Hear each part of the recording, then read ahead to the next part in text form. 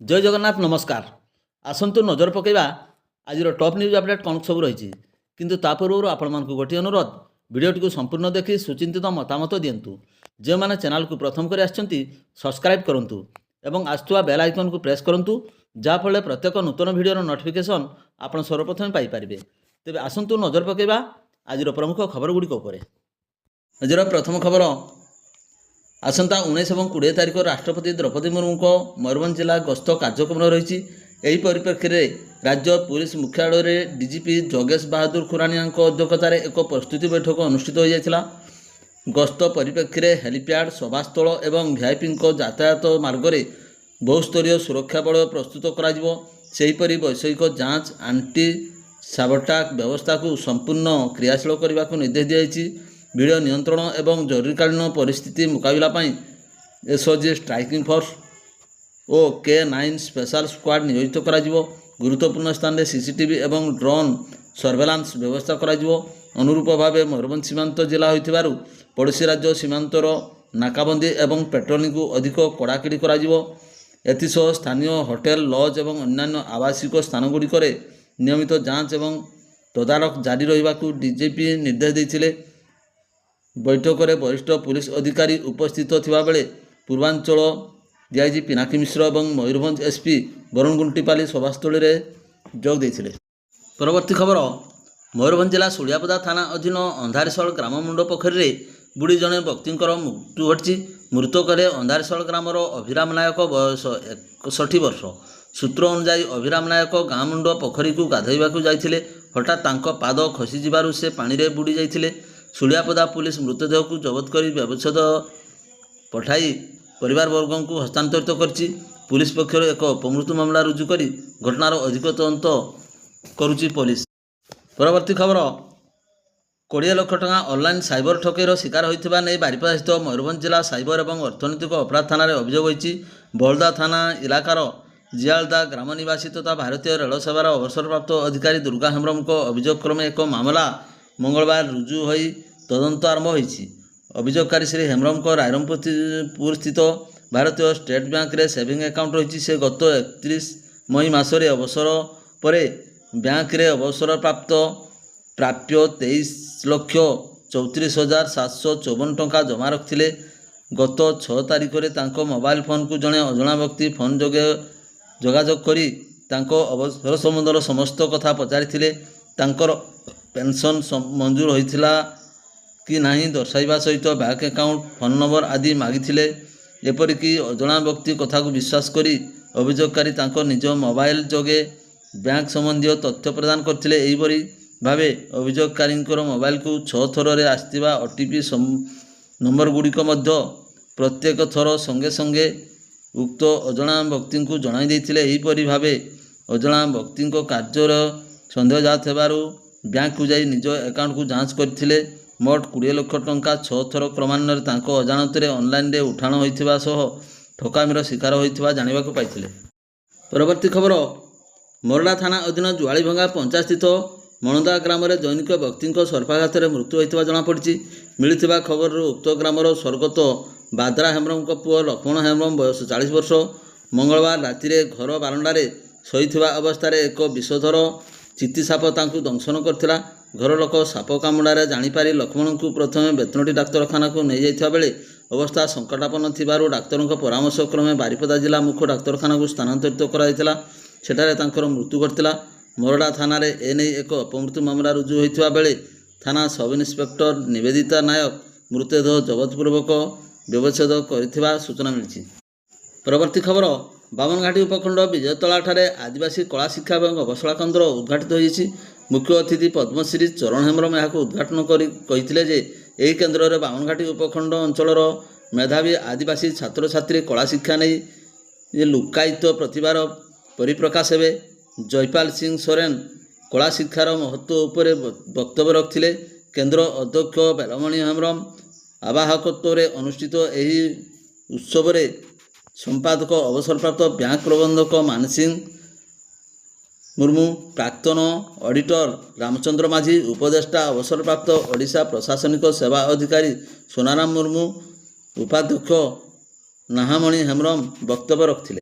ପରବର୍ତ୍ତୀ ଖବର କୁସୁମୀ ବ୍ଲକ ଅନ୍ତର୍ଗତ ତଳକ ପୋଖରୀ ପଞ୍ଚାୟତର କଣ୍ଟାସଲା ଗ୍ରାମର 3 ଜଣ ବିଧବା ମହିଳା ପାର୍ବତୀ ସୋରେନ, ସୀମା ହାସଦା ଓ ଜବା ମୁର୍ମୁ ବିଧବା ଭତ୍ତା ପ୍ରଦାନ ଦାବିରେ ବାମନଘାଟି ଉପଖଣ୍ଡ ସ୍ତରୀୟ ଜନଅଭିଯୋଗ ଶୁଣାଣି ଶିବିରରେ ଅଭିଯୋଗ କରିଛନ୍ତି।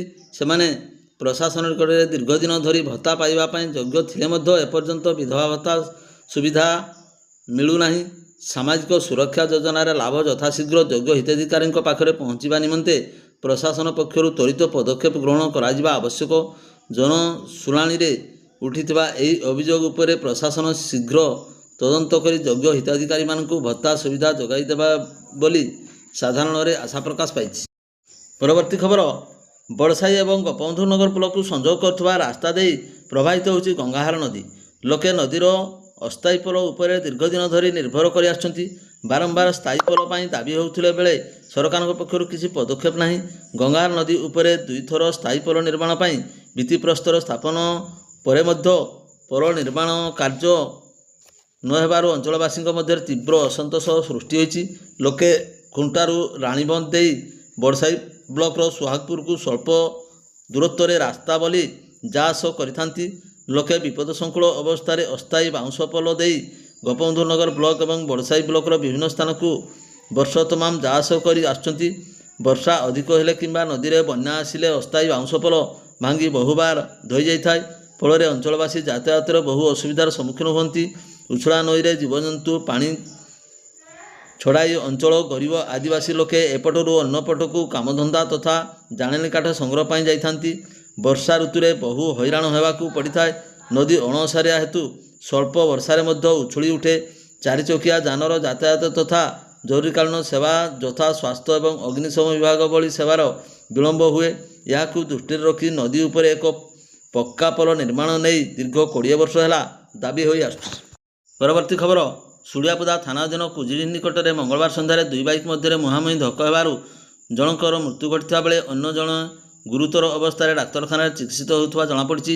ମିଳିଥିବା ସୂଚନା ଅନୁସାରେ ସୁଳିଆପଦା ଥାନା ଅଧୀନ ଧାତିକା ଗ୍ରାମର ମନୋରଞ୍ଜନ ଧଳଙ୍କ ପୁଅ ଭକ୍ତଚରଣ ଧଳ ବର୍ଷ 38 ବର୍ଷ ନିଜ ପତ୍ନୀଙ୍କ ସହ ବାରିପଦାରୁ ଘରକୁ ଫେରୁଥିବା ବାଟରେ କୁଜିଡ଼ି ସ୍ଥିତ ଅରବିନ୍ଦ ସ୍କୁଲ ନିକଟରେ ବିପରୀତ ଦିଗରୁ ଦ୍ରୁତ ଗତିରେ ଆସୁଥିବା ଅଡି 11Z6168 ନମ୍ବର ବିଶିଷ୍ଟ ଅନ୍ୟ ଏକ ବାଇକ୍ ସହ ତାଙ୍କର ଧକ୍କା ହୋଇଥିଲା। ଫଳରେ ଘଟଣାସ୍ଥଳରୁ 3 ଜଣଙ୍କର ଗୁରୁତର ଅବସ୍ଥାରେ ସ୍ଥାନୀୟ ଲୋକେ ଉଦ୍ଧାର କରି ଆମ୍ବୁଲାନ୍ସ ଯୋଗେ ପ୍ରଥମେ କଷ୍ଟା ଏବଂ ପରେ ବାରିପଦା ଜିଲ୍ଲା ମୁଖ୍ୟ ଡାକ୍ତରଖାନାକୁ ସ୍ଥାନାନ୍ତରିତ କରିଥିଲେ।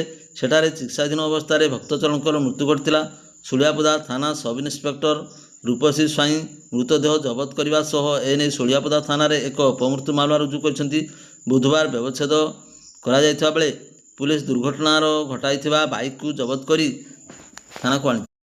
ପରବର୍ତ୍ତୀ ଖବର ଆଗାମୀ 19 ଏବଂ 20 2 ଦିନ ଭାରତର ମହାମହିମ ରାଷ୍ଟ୍ରପତି ଏବଂ ପ୍ରଧାନମନ୍ତ୍ରୀ ବାମନଘାଟି ଉପଖଣ୍ଡର ରାଇରଙ୍ଗପୁର ଏବଂ ବାଦାମପାହାଡ଼ ଗସ୍ତ କାର୍ଯ୍ୟକ୍ରମ ନେଇ ଜିଲ୍ଲା ପ୍ରଶାସନ ପକ୍ଷରୁ ସୁରକ୍ଷା ଦୃଷ୍ଟିରୁ ସମସ୍ତ ହେଲିପ୍ୟାଡ୍, କାର୍ଯ୍ୟକ୍ରମ ସ୍ଥଳ, ସଭାସ୍ଥଳ ଏବଂ ସମ୍ଭାବିତ ସ୍ଥଳକୁ ନୋ ଫ୍ଲାଏ ଜୋନ୍ ଓ ନୋ ଡ୍ରୋନ୍ କ୍ୟାମେରା ଜୋନ୍ ଘୋଷଣା କରାଯାଇଛି। ଏନେଇ ବୈଦ୍ୟୁତିକ ଗଣମାଧ୍ୟମ ପ୍ରତିନିଧି, ଇଭେଣ୍ଟସ୍ ଏବଂ ମ୍ୟାନେଜମେଣ୍ଟ ଏବଂ ଅନ୍ୟ କୌଣସି ବ୍ୟକ୍ତି ବିଶେଷ ଡ୍ରୋନ୍ କ୍ୟାମେରା ଉଡ଼ାଇବାକୁ ବାରଣ ନିଷେଧ କରାଯାଇଛି। ଏହାର ଖିଲାପ କଲେ ଆଇନ ଅନୁଯାୟୀ ଦଣ୍ଡନୀୟ ହେବେ ବୋଲି ଜିଲ୍ଲା ପ୍ରଶାସନ ପକ୍ଷରୁ ନିଷେଧାଦେଶ ଜାରି କରାଯାଇଛି।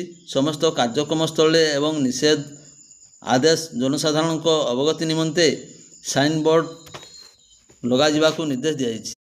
ପରବର୍ତ୍ତୀ ଖବର ମୟୂରଭଞ୍ଜ ଜିଲ୍ଲା ସୁଳିଆପଦା ଥାନା ଉପାଲଗଡ଼ିଆ ପଞ୍ଚାୟତର ନାଉପଦା ଗ୍ରାମର ନିବାସୀ ହାସୁନ ଅଲ୍ଲୀ ଖାଁ ଏବଂ ପତ୍ନୀ ସୁହାନା ବିବି ନିଜ ଘର ବାରଣ୍ଡାରେ ଶୋଇଥିବା ବେଳେ ଗତ ରାତି ପ୍ରାୟ 2ଟା ସମୟରେ ତାଙ୍କର ଜ୍ୱାଇଁ ଶେଖ୍ ସାଗିର ଜ୍ୱଳନ୍ତା ନିଆଁ ହୁଳା ପକାଇ ଫେରାର ହୋଇଯାଇଥିବା ଅଭିଯୋଗ ହୋଇଛି। ଉଭୟଙ୍କୁ ଗୁରୁତର ଅବସ୍ଥାରେ ସ୍ଥାନୀୟ ବାରିପଦା ଜିଲ୍ଲା ମୁଖ୍ୟ ଡାକ୍ତରଖାନାରେ ଭର୍ତ୍ତି କରାଯାଇଛି। ପ୍ରକାଶ ଯେ ସ୍ଥାନୀୟ ଭଞ୍ଜପୁର ଥାନା ଅଧୀନ 22 ନମ୍ବର ୱାର୍ଡ ରଘୁନାଥପୁର ଶେଖ୍ ସାଗିର ପ୍ରାୟ 5 ବର୍ଷ ପୂର୍ବରୁ ଭଲ ପାଇ ସୁଳିଆପଦାର ନାଉପଦା ଗ୍ରାମର ସାବାନ ଖାତୁନକୁ ବିବାହ କରିଥିଲେ।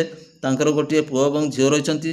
ସ୍ୱାମୀ ଶେଖ୍ ସାଗରିକାଙ୍କ ନାନା ନିର୍ଯାତନା ସହ ଡାହାଣ ଗୋଡ଼ ଭାଙ୍ଗିଥିବାରୁ ଗତ 5 ମାସ ହେଲା ପତ୍ନୀ ସାବାନ ଖାତୁନ ତାଙ୍କ ପିତାଙ୍କ ନାଉପଦା ଗ୍ରାମରେ 2 ସନ୍ତାନଙ୍କ ସହିତ ରହିଆସୁଛନ୍ତି। ଗତ ମେ ମାସ 31 ତାରିଖରେ ରାତି ପ୍ରାୟ 1ଟା ସମୟରେ ଶେଖ୍ ସାଗିର ନିଶାଗ୍ରସ୍ତ ଅବସ୍ଥାରେ ପହଞ୍ଚି ଘର ବାହାରେ ଥିବା ସମସ୍ତ ଲୁଗାପଟାକୁ ପେଟ୍ରୋଲ ଢାଳି ନିଆଁ ଲଗାଇ ଜାଳି ଦେଇଥିଲେ। ସେମାନଙ୍କୁ ପୋଡ଼ି ମାରିଦେବାର ଚେଷ୍ଟା କରିଥିଲେ। ସୁଳିଆପଦା ଥାନାରେ ଗତ 31 ତାରିଖରେ ସାବନା ଖାତୁନଙ୍କ ଅଭିଯୋଗ କ୍ରମେ ଏକ ମାମଲା ରୁଜୁ ହୋଇଛି। ଏହାପରେ ଦ୍ୱିତୀୟ ଥର ପୁଣି ଗତ ରାତି ପ୍ରାୟ 2ଟା ସମୟରେ ଅଭିଯୁକ୍ତ ସ୍ୱାମୀ ଶେଖ ସାଗିର ଘର ସମ୍ମୁଖରେ ପହଞ୍ଚିବା ସହିତ ଘର ବାରଣ୍ଡାରେ ଶୋଇଥିବା ଶ୍ୱଶୁର ହାରୁନ ଅଲି ଏବଂ ଶାଶୁଙ୍କ ଉପରକୁ ଜଳନ୍ତା ନିଆଁ ହୁଳା ପକାଇଥିଲେ। ଉଭୟଙ୍କ ଦେହରୁ ନିଆଁ ଲାଗିବା ସହିତ ସେମାନେ ଚିତ୍କାର କରିଥିଲେ। ପଡ଼ୋଶୀମାନେ ପହଞ୍ଚି ନିଆଁକୁ ଆୟତ୍ତ କରିଥିଲେ। ପୁଲିସ ଉଭୟଙ୍କୁ ଗୁରୁତର ଅବସ୍ଥାରେ ସ୍ଥାନୀୟ ବାରିପଦା ଜିଲ୍ଲା ମୁଖ୍ୟ ଡାକ୍ତରଖାନାରେ ଭର୍ତ୍ତି କରିଛି। ସାଗରିକାଙ୍କ ପତ୍ନୀ ତାଙ୍କ 2 ସନ୍ତାନ ଘରର ଭିତରେ ଏବଂ ଅନ୍ୟ କୋଠରୀରେ ରହିଥିବାରୁ ବର୍ତ୍ତି ଯାଇଛନ୍ତି। ଏନେଇ ସୁଳିଆପଦା ଥାନା ଅଧିକାରୀ ସତ୍ୟନାରାୟଣ ବଳଙ୍କ ଦ୍ୱାରା ତଦନ୍ତ ଚାଲିଥିବା ଜଣାପଡ଼ିଛି। ଭିଡ଼ିଓଟିକୁ ଶେଷ ପର୍ଯ୍ୟନ୍ତ ଦେଖିଥିବାରୁ ଆପଣଙ୍କୁ ଅଶେଷ ଅଶେଷ ଧନ୍ୟବାଦ।